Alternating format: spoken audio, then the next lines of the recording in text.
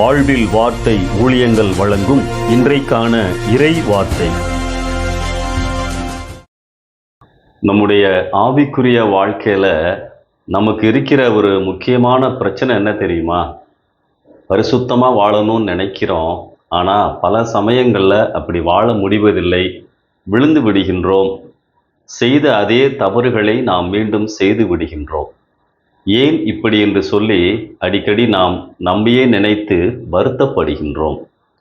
இன்றைக்கு 2 வசனங்களை உங்களிடத்திலே நான் காண்பிக்க விரும்புகிறேன். உங்களை அழைத்தவர் பரிசுத்தமுள்ளவராய் இருக்கிறதைப் போல நீங்களும் உங்கள் நடக்கைகள் எல்லாவற்றிலும் பரிசுத்தராய் இருங்கள்.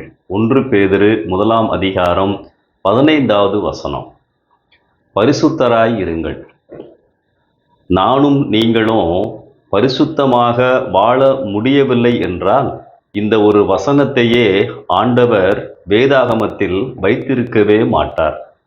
நானும் நீங்களும் பரிசுத்தமாக வாழ முடியும் என்பதற்காகத்தான் ஆண்டவர் இந்த வசனத்தை வேதத்திலே வைத்திருக்கின்றார். பேதுரு இதை எழுதுகின்ற பொழுது பழைய ஏற்பாட்டு வசனத்தையும் நினைவு கூர்ந்துதான் அவர் எழுதுகின்றார்.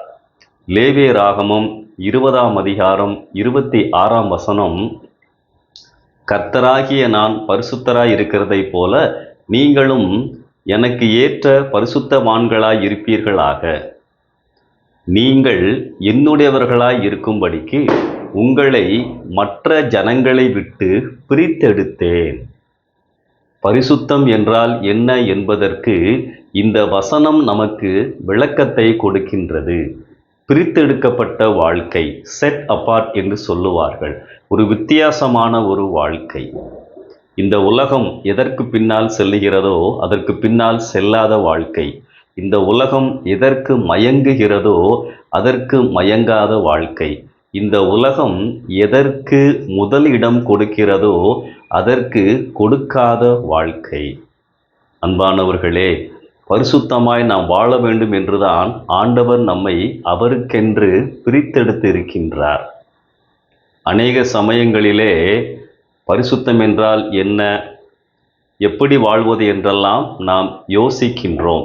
ஒரு தேவ மனிதர் இப்படியாய் சொல்லுகிறார், பரிசுத்தத்தை குறித்த அறிவு அல்ல, பரிசுத்தமாக வாழ வேண்டும் என்ற உணர்வே முக்கியம் என்று அவர் சொல்லுகின்றார். அடிக்கடி நாம் விழுந்து போய் விடுகின்றோம். சொல்லுகின்ற காரணம் என்ன தெரியுமா? பாவம் அவ்வளவு பயங்கரமாய் இருக்கிறது, பாவத்தின் வல்லமை அதிகமாய் இருக்கிறது. கண்டிப்பாக அல்ல.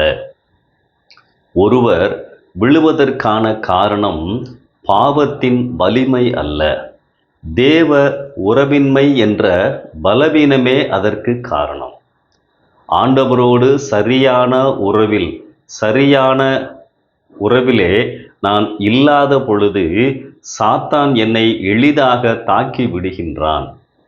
தேவ உறவிலே நான் பலப்படுகின்ற பொழுது சாத்தானுடைய சூழ்ச்சிகளில் இருந்து நான் வெளியே வர முடியும். எவ்வளவுக்கு எவ்வளவு நான் ஆண்டவரோடு நெருக்கமாக இருக்கிறேனோ, அவரோடு நேரம் செலவழிக்கின்றேனோ, அவருடைய பலனை என் வாழ்க்கையிலே நான் உணருவேன். பலனோடு நான் வாழ்கின்ற பொழுது சாத்தானுடைய சூழ்ச்சிகள் என்னை ஒன்றும் செய்யாது. அதை நாம் புரிந்து கொள்ள வேண்டும்.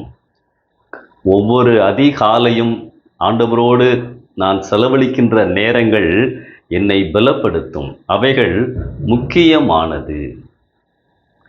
ஒவ்வொரு 3 மணி நேரத்திற்கும் ஒரு முறை தனியாக ஆண்டவரோடு பேசுங்கள். அன்றைக்கு காலையிலே நீங்கள் தியானித்த வசனத்தின் பகுதிகளை மனதிலே மறுபடியும் கொண்டு வாருங்கள். பலப்படுவீர்கள். கவன சிதறல்கள் வராது. பிரியமானவர்களே, பாவம் செய்வதற்கு வாய்ப்புள்ள இடங்களை, நபர்களை தவிர்த்து விடுங்கள். பரிசுத்தமாக வாழ்வதற்கு ஆண்டவர் கண்டிப்பாய் உதவி செய்வார். ஆண்டவரே, நான் பரிசுத்தமாகவே வாழ விரும்புகிறேன் என்ற உண்மையான விருப்பத்தோடு வருகின்ற பொழுது அவர் நம்மை ஒரு நாளும் கைவிடவே மாட்டார், பலப்படுத்தி கொண்டே இருப்பார்.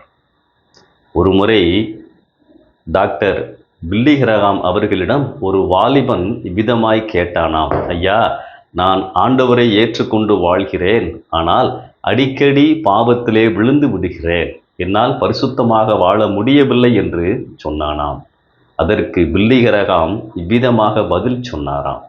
தம்பி, ஒரு மனிதன் ஒரு கழுதையை சுமையை ஏற்றிக்கொண்டு செல்லுகிறான் என்று வைத்துக்கொள். அந்த கழுதை போகின்ற வழியிலே அந்த குழியிலே அடிக்கடி விழுந்து விடுகின்றது. அப்பொழுது அவன் என்ன செய்வான்? ஒன்று அந்த குழிகளை எல்லாம் மூடி விடுவான், அல்லது வேறு பாதையில் அந்த கழுதையை அழைத்துச் செல்லுவான். பாவம் வாழ்க்கையிலே வருகின்ற பொழுது எனக்கு வருகின்ற அடிக்கடி செய்கின்ற அந்த பாவ நிலையிலே இருந்து நான் விலகிவிட வேண்டும், என் பாதைகளை மாற்ற வேண்டும், குழிகளை மூடிவிட வேண்டும். அன்பானவர்களே, பரிசுத்தமாக வாழ்வதுதான் ஆண்டவருடைய விருப்பம் என்பதை நாம் அறிந்து கொள்ள வேண்டும். நாம் உண்மையான விருப்பத்தோடு வருகின்ற பொழுது பரிசுத்தமாய் வாழ்வதற்கு கண்டிப்பாய் ஆண்டவர் உதவி செய்வார். பரிசுத்தமாய் இருங்கள். இந்த வசனம் நான் பரிசுத்தமாய் வாழ முடியும் என்பதை உறுதிப்படுத்துகின்றது. நேற்று உங்களை வழிநடத்தின ஆண்டவர் இன்றைக்கும் உங்களை வழிநடத்துவார், தேவைகளை சந்திப்பார். நம்பிக்கையோடு இந்த நாளை ஆரம்பியுங்கள். ஆமென்.